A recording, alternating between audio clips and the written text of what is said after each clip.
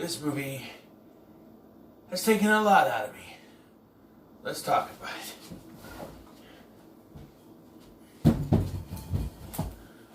it. Yo, it's me, it's ESCOTT, baby. And we're talking about Knock Knock in our compendium, or our continuing KEANUVERSE review series. Now, I'm not gonna lie to you. First time I saw this, I thought it was okay. But watching it today, it's like all the problems with the movie were just screaming at my face. Just, yeah.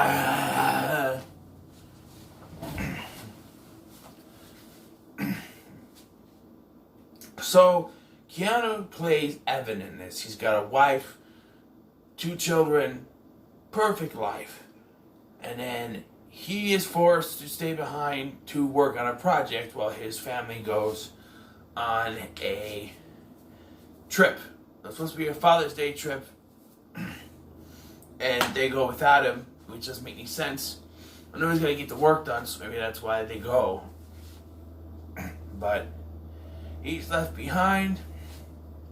And while he's left behind, 2 women show up at his door claiming they were going to a party. They're all soaking wet. So Evan, the nice guy that he is, takes them in. He takes their clothes, he puts them in the washer, and he gives them robes and stuff. And they eventually seduce and have sex with him. And I'm sorry. We got an itch that won't go away. Hold on. So, at first they seem nice, people.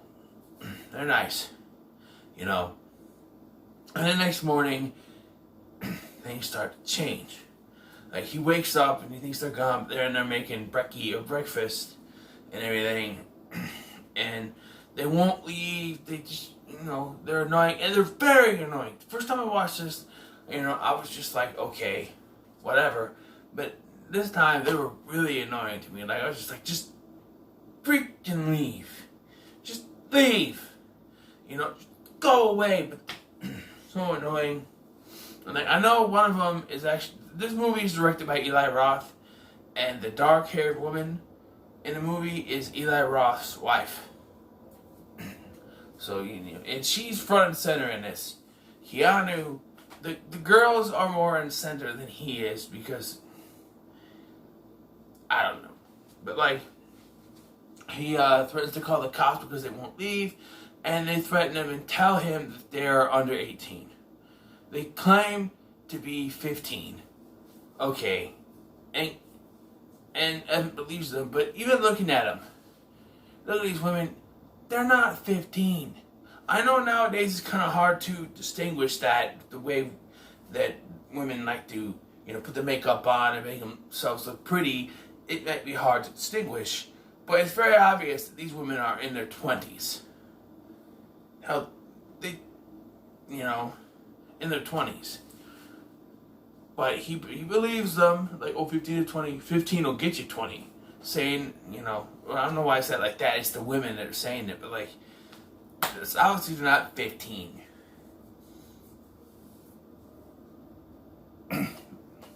Anyway, he doesn't call the cops.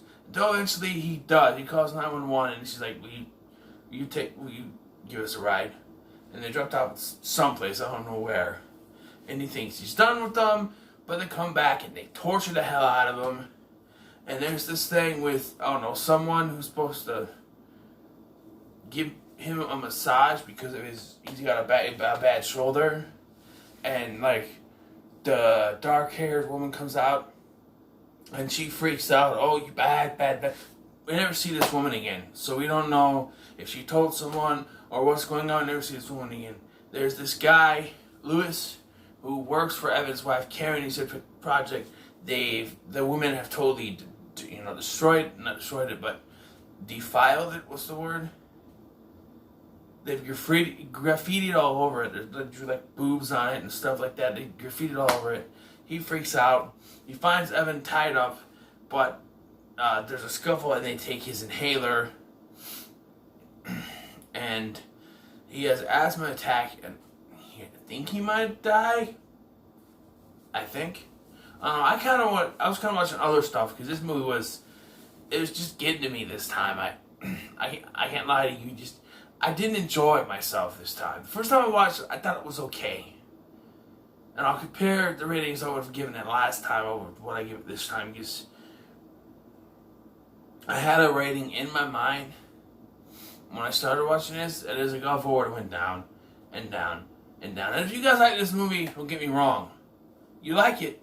I liked it when I first watched it, but now this movie just rubbed me the wrong way. So Evan tries to get away.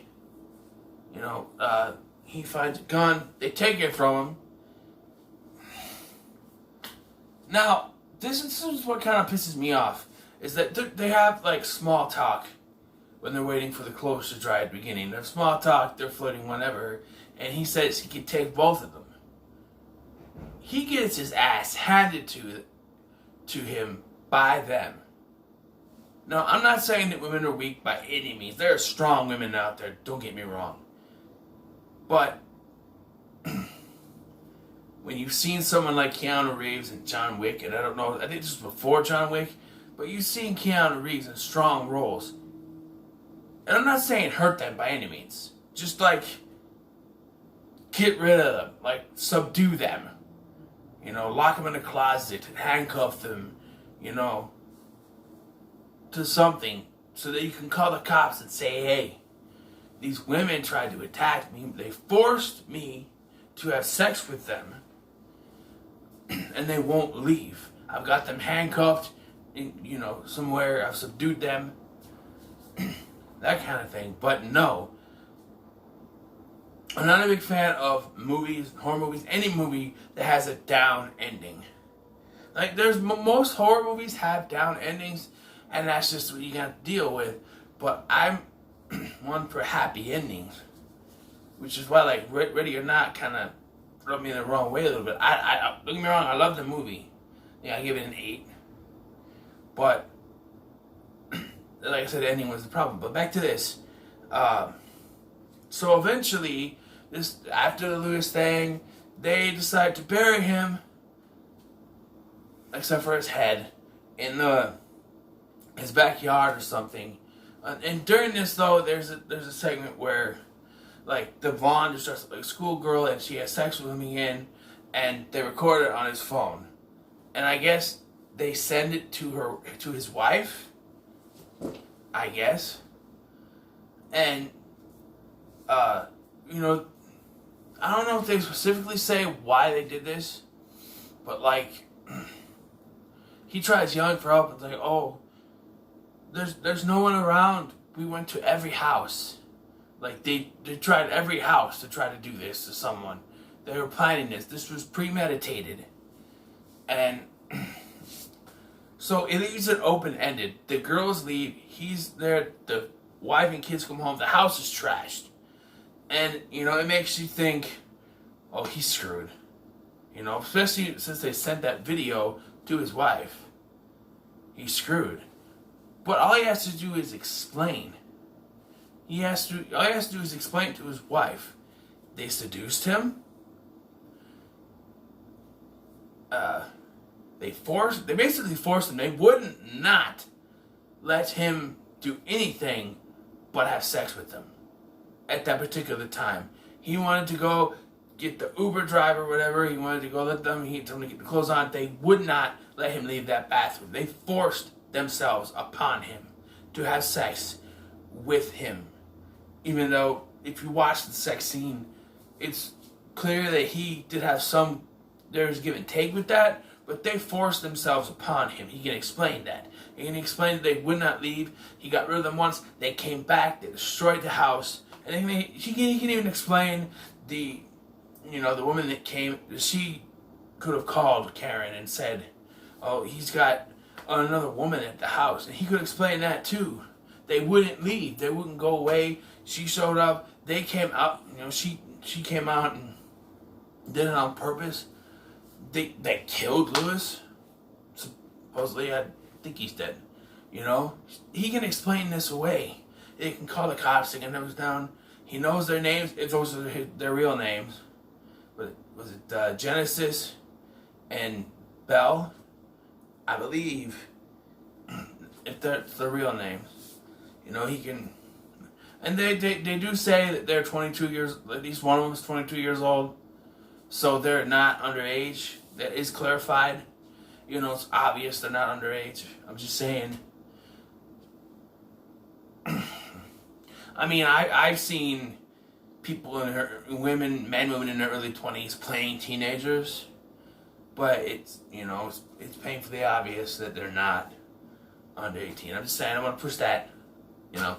But yeah, it just ends on a down note, and the movie didn't rub me the right way. I had to sound off for the last like 20 minutes because I couldn't take it anymore. I tried to sound off, watch other things on YouTube, just so I didn't have to, you know, I've seen it before, and I was paying attention, so I knew it happened, obviously.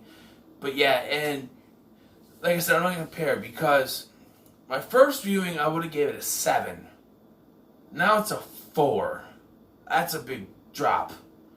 And, you know, I was even thinking, oh, it's going to go down a little bit as I watched it. Oh, no, 6. I'll probably give this a 5. But as it got to the last, you know, the